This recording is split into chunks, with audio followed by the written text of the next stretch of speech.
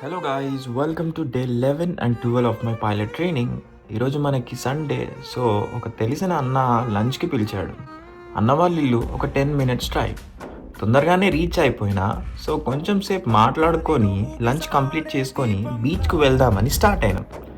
బీచ్కి రీచ్ అవ్వగానే ఈ బోర్డ్ని ఇగ్నోర్ చేసి లోపలికి వెళ్ళిన అండ్ నా రియాక్షన్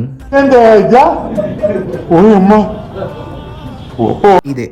ఆ పారాషూట్ చూస్తూ ఉన్న కిందికి తల దింపితే పాపం, ఇట్లా కాదు అని వేరే బీచ్కి పోదామని స్టార్ట్ అయినాం.